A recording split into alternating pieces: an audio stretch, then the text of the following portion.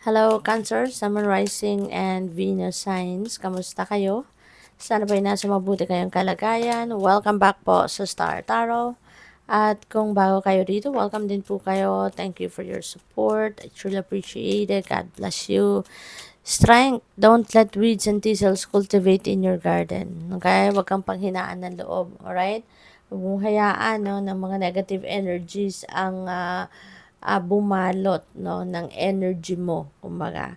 Okay? So, magpakatatag ka, tibayan mo ang inyong loob para nang sa ganon, kahit anumang klaseng obstacles or problema, challenging situations na might come your way, kayang-kaya mong harapin, kayang-kaya mong solusyonan. Okay? So, what else? We have grow. All flowers must grow through dirt. Lahat naman nagsisimula talaga sa bottom. Lahat nagsisimula sa scratch. 'Di ba? But now, you are ano, on the verge of growth. 'Di ba? Nandoon na kayo sa sitwasyon siguro wherein dito na kayo aasenso. Ito na yung simula ng pag-prosper ninyo, simula ng pag-grow ninyo, pag-thrive. Ito na yung simula ng pag-progress no, ng buhay ninyo.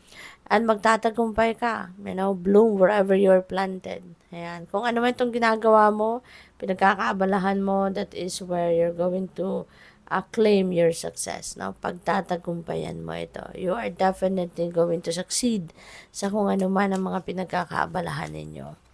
We also have forgiveness. A crushed flower still gives up a sweet scent. Ayan.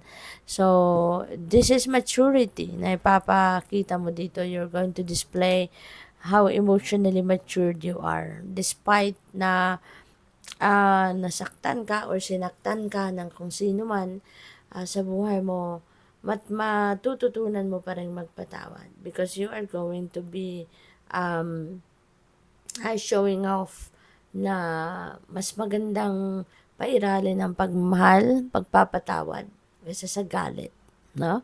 So, yun, maaaring handa na kayong mag-forgive or pwede rin naman na kayo yung hihingi no, ng forgiveness ng iba.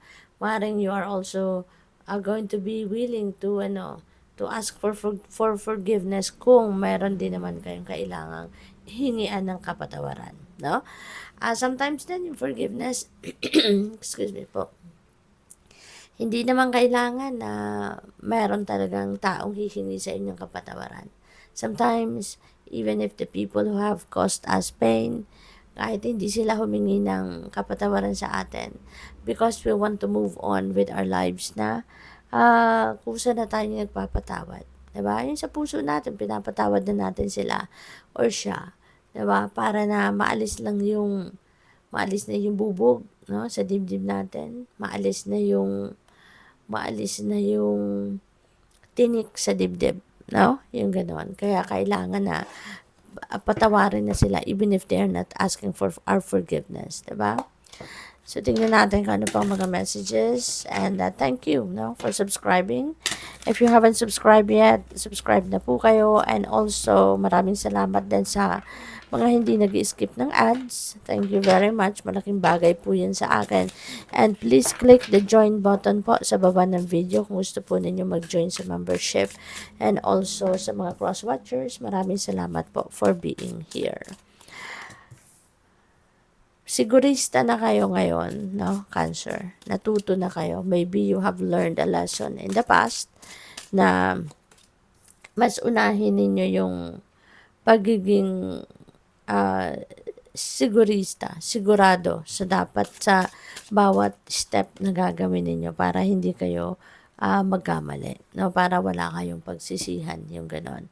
So, ngayon, siguro may mga opportunities dito na dadating at hindi kayo yung basta-bastang tatalo, no, sa opportunity na to. Even if maybe talagang very attractive, no, or sa tingin ninyo, maganda to, yung ganon. Pero hindi kayo agad-agad na mag-jump into it kasi gusto mo nang maniguro na sa bawat galaw na gagawin mo, sa bawat step na gagawin mo, may kasiguruhan talaga, no?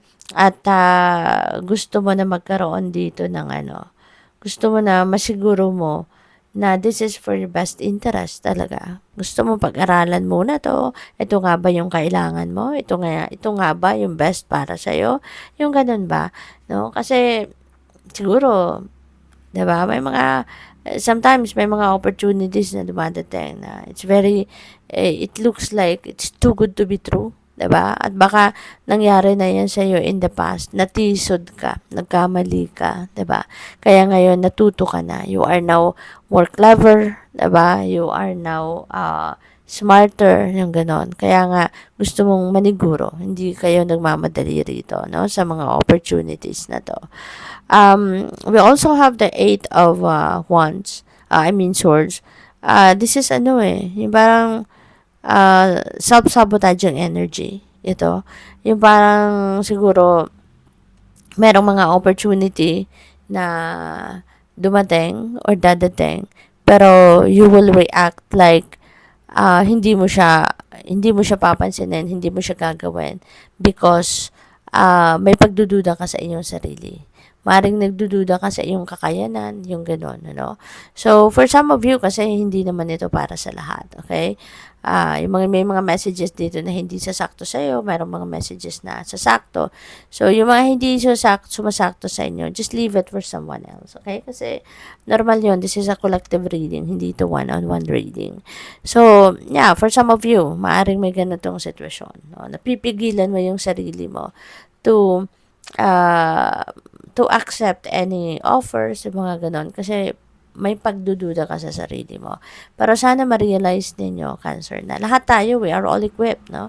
We are all equipped with what we need to carry out our dreams, to carry out our goals, to carry out our mission sa buhay, Kaya wag mong maliitin ang sarili mo, okay? Kasi ang iba siguro sa inyo dito, minamaliit ninyo yung sarili ninyo. Kaya kayo din mismo yung pumipikil sa sarili ninyo to move on, to move forward, 'di ba? Or kayo din yung pumipikil sa sarili ninyo na mag-prosper. Okay? So sana wag ninyong tignan ang buhay sa ganyang pamamaraan kasi walang ano dito, no? You are not do not think na hindi mo kaya 'yan. Kasi you are not lesser of a person compared to other people. Kasi maaari din ang iba sa inyo kinukumpara ninyo yung accomplishment ninyo versus sa iba. Or baka kinukumpara ninyo yung buhay ninyo sa ngayon, sitwasyon ninyo sa ngayon sa iba. Kaya mas lalo kayong parang nararamdaman ninyo, nanliliit kayo because you are comparing yourself with other people, no? Na baka very successful na yung pinagkukumparahan mo ng sarili mo. So, don't think that way, no, Cancer. Kasi, hindi tayo pare-parehas. Okay? Kanya-kanya tayo ng timing. Meron tayong kanya-kanyang path na dinadaanan. Hindi tayo pare-parehas. Kaya, wag mong ikukumpara yung sarili mo sa iba. Just focus on yourself, capitalize on your talents, your skills, your gifts. Kasi lahat tayo merong ganyan. No? We are all unique. Pero lahat tayo binigyan ng talents, skills, and gifts. No? And use that to carry out your dreams. Use that to also succeed in your life. Okay? Wag mong maliitin ang iyong sarili. Don't play small. Okay? We have Nine of Pentacles, which is really beautiful. For some of you, this is the time that you're going to harvest the fruit of your labor. Ito na yung time we're in. Babalik na yung return of investment mo, mababalik mo na yung financial reward, no, na deserve ninyo from working so hard, yung ganon. So, may enjoy mo na to and you are going to experience that abundance and prosperity into your life. Okay? Meron ng comfort, may financial comfort, meron ka ng financial freedom. Judgment is an awakening energy. Meron ditong siguro gagawin kayong reflection, pagmumuni-muni, and you're going to reflect about what's happening in your life. This could also be an awakening na in a way na meron kayong mga marirealize dito about yourself, no, na hindi ninyo nakikita on a daily basis, no? Pero sa pagninilay-nilay ninyo, pagmumuni-muni ninyo, maaaring dito ninyo madidiscover na, oo nga, oh my God, ganito pala ako, ganyan-ganyan, 'di ba?